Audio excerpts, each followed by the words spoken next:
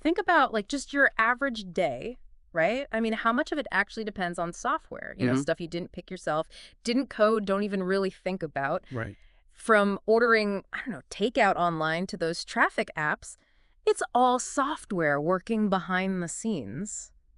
And that, my friend, is where we're going deep today, Okay. into the software supply chain. You've probably heard the term, but maybe not something you think about every day. Trust me, after this, you might start.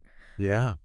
You sent over this article, and it's got this whole hidden threat thing going on within the software supply chain cryptography. Uh-huh.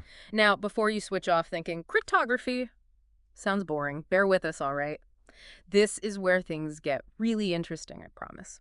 And we've got our cybersecurity expert with us today, going to break down why this part of software, the part most people forget about, is so important and kind of scary. Yeah, what's wild about cryptography is most of us, we have no clue it's even there, right? Sure. It's like running under everything in our digital lives, but we don't see it. Your bank uses it, the doctor's office, even those smart light bulbs, probably. It's keeping your data safe, making sure everything runs how it should. So it's like this silent guardian protecting the digital world. Okay, I get that. But the article you sent, it makes it seem kind of fragile, like the whole thing could fall apart easily. What's the issue with how we're handling cryptography in the software supply chain right now? Okay, imagine this. You're building a house, yeah. But instead of getting good wood, checking the foundations, all that, you just use whatever's cheapest and fastest. Doesn't matter where it came from. Uh-oh. That's kind of what we're doing with software now. Developers, they use these pre-built parts open source libraries to make things faster. But each part, it has its own cryptography. Mm. And often that cryptography, it's old, not secure, or just badly managed. Like that dodgy wood. So it's like thinking your house is super safe because you've got a fancy alarm system, but then you realize the builders used like the cheapest locks they could find on the windows. You got it. Companies spend so much time locking down their own WN systems, they forget about all those third-party bits making up the rest of it. Right. Big blind spot. And the bad guys, they're using that. Okay, now you're making me nervous. Can you give us a real-world example? How do these vulnerabilities actually cause problems? Oh, definitely. Remember that Equifax breach back in 2017? Mhm. Hackers got personal info for like 150 million people. Yeah, big one. And it was because they were using this outdated, vulnerable software library. One little vulnerability, not fixed, cost them billions, destroyed people's trust, all because they didn't pay attention to the cryptography underneath. And it's not just, huge things like Equifax. Think about those software updates, always bugging you to install. Right, right. Sometimes those are fixing huge EE problems like cryptography stuff that could have exposed your data. So like finding out the lock on your front door was faulty all along and they're finally sending a fix. Makes you wonder what else is lurking? Oh, absolutely. And the thing is, a lot of companies, they don't even know how much of their software depends on this cryptography, stuff they didn't even build themselves. Out of sight, out of mind until it's too late. Exactly. Okay, yeah, I'm starting to see the problem. It's like this hidden threat everywhere in the software we use, and the stakes are like really high. Yeah. So what do we do about it?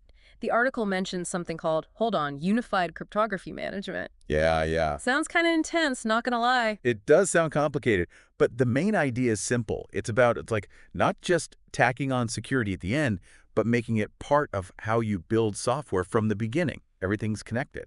So instead of just playing whack-a-mole with vulnerabilities, you're building security into the software's DNA from the ground up. Exactly. You're going from reacting to problems to stopping them before they happen. Yeah. And it starts with like actually knowing what you've got IT. A lot of companies, they don't even have a list of all the cryptography they use, where it is, who has access. It's a mess. So it's like having a library with no card catalog. Might have amazing books, but good luck finding anything. Exactly. That's why step one is like getting organized. Yeah. Figure out all the cryptographic keys, the certificates, where they are, how they're used, who can touch them. So we're talking like serious organization here, yeah. Yeah. Cataloging every cryptographic thingamajig in our entire software library almost. Sounds like a lot. It can be. Oh, yeah, especially for those big companies, tons of systems. But the good news is there are tools for that. Like, imagine a super-powered inventory system, but just for your cryptography. It scans everything, finds those keys, certificates, gives you this clear picture of what's going on. Okay, so we've got our inventory, everything's labeled. Now what? How do we actually manage it all? Can't just be an Excel spreadsheet, right? Definitely not. This is where good key management comes in. Remember how we talked about that Equifax breach? Yeah. One reason it happened was They didn't cancel an old digital certificate, one that had expired, like changing the locks on your door but leaving the old key under the mat. Anyone could still get in. Wow, yeah, small mistake, huge consequences. So walk me through it. Good key management, what's that look like in practice? First thing, you got to control who has access, right? Tight controls. Only the people who need those keys should have them, and you track every time someone uses one. Think about like a bank vault just for your encryption keys. Makes sense, yeah. But even with that, things happen. Keys get lost, stolen, even leaked by accident. How do we stop that? That's where things like key rotation come in.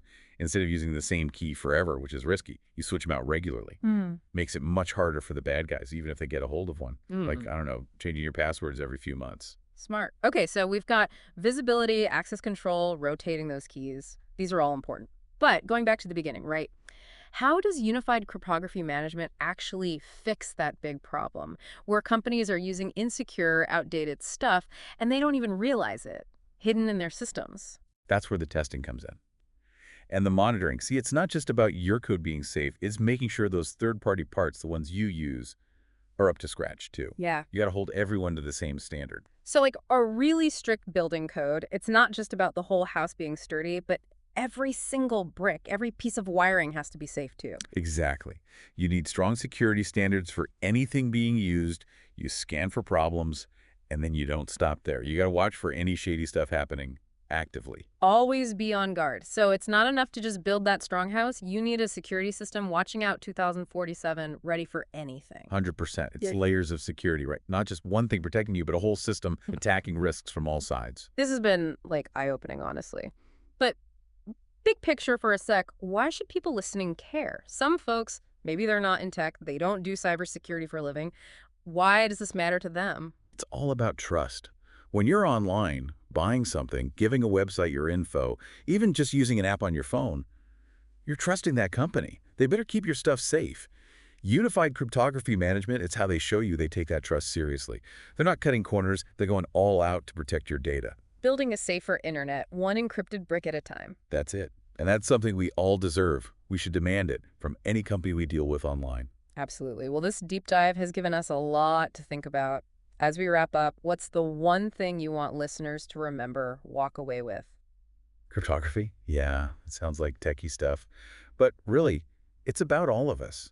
The more we know, even just the basics, asking questions, pushing for better security, the safer we all are. It's on us too. Couldn't have put it better myself. Huge thanks to our expert for walking us through this seriously fascinating stuff. And to everyone listening, until next time, stay curious and stay safe out there.